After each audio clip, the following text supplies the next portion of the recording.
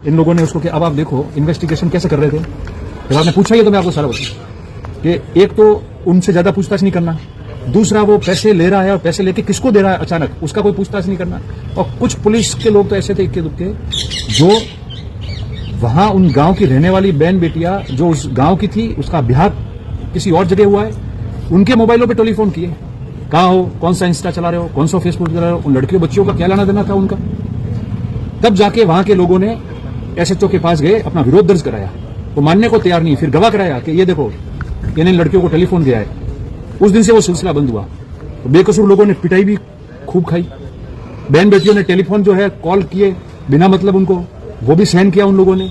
और उसके बाद में आकर, और आप देखो कि अगर मैं उस गांव का रहने वाला हूं, समरजीत सिंह जी उस विधानसभा क्षेत्र के अगर विधायक है तो कोई अपराध थोड़ी हुआ है। अब तो सबको समझ में आ गया कि किसको भटकानी थी जांच और कैसे करना था। जब समरजीत सिंह जी ने विधानसभा में इस सवाल को उठाया, आपको पता है स्थगन प्रस्ताव के दौरान उठाया था, हम दोनों ने तय किया एक ही उठा सकता था। स्पीकर के पास जाके हमने निवेदन किया, इंपॉर्टेंट मामला है इसको उठाना।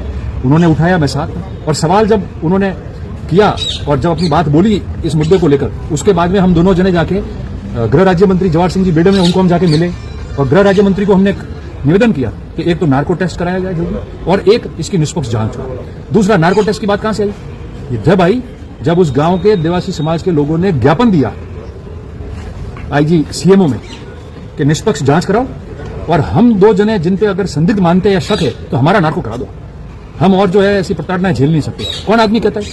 वो प्रथम आदमी जो था उसे पैसे मांगे 2 करोड़। जब पुलिस ने कहा कि इसको कराना पड़ेगा, एक तरफ 2 आदमी खुद कह रहे हैं लिख के कि हमारा करा लो और कोई शर्त नहीं है, कोई रुपया नहीं चाहिए, कुछ नहीं चाहिए और आप कराओ। और दूसरी तरफ वो प्रथम व्यक्ति है, वो कह रहा है कि नहीं पैसे भी लूंगा, टाइम भी लगेगा। तो उसी से सब समझ में आ रहा था। तो जो जिसको जो कोशिश की है, जरूरी नहीं है कि हर सवाल का जवाब दे और हर चीज है ना सोशल मीडिया पे जावे, जिसको जहां जो मदद करनी। मगर ये बात जरूर है कि बेकसूर लोगों को खूब पिटाई की, मामला समाज की तरफ डाइवर्ट करने की कोशिश की। और ऐसे लोग जो कई लोग हैं, मैं इनके अंदर कहता हूं, धरना था वहां, क्या मानते हैं आप?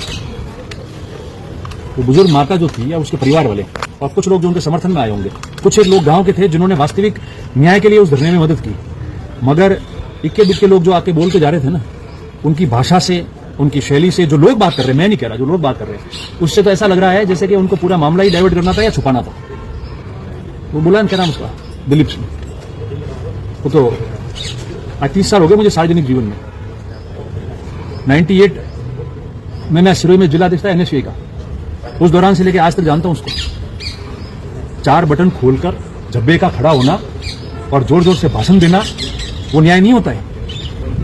न्याय की असली परिभाषा वो होती है, न्याय जब चाहते हैं जब बेकसूर 100 लोगों से पूछताछ हुई, अलग अलग जातियों के लोगों से पूछताछ हुई, कड़ाई उनकी पिटाई की गई, उनको 3rd डिग्री दी गई, फिर भी उन्होंने चू तक नहीं कहा, कुछ बोले नहीं, सहन करते रहे कि अपराधी बाहर आना चाहिए। उन बहन बेटियों को पूछताछ के नाम पे कुछ पुलिस के लोगों ने टेलीफोन किया, वो खामोश रही।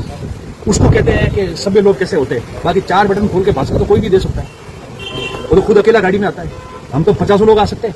धरना देना था तो इससे बड़ा धरना हो जाता, रोड जाम हो जाता। ज्ञापन दे देते हजारों लोगों के साथ। 90 साल के बुजुर्ग उस गांव में हमारे भी बैठे हैं जो वहां धरने में शामिल हो जाते।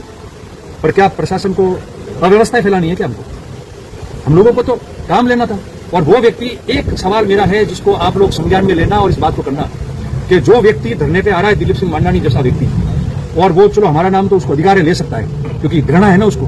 वो कह रहा है कि ये हमारे ऊंट पे छोड़ने जाते थे, तो ये यही चाहता है कि आज भी हम वही धंधा करें। अरे अब तो चांद पे जाने की बात आ गई है। हमारी बहन बेटियां पढ़ने लग गई है, अधिकारी बन रहे हैं, व्यापार करने के लिए चले गए हैं। वो जो कुंठित है प्रोग्रेस से, उसकी जो कुंठा है कि कैसे इन लोगों ने प्रोग्रेस की है, वो उसके भाषण में दिख रही थी। और दूसरी बात मैं आपको बताऊं कि क्या वो बुद्धिजीवी आदमी लोग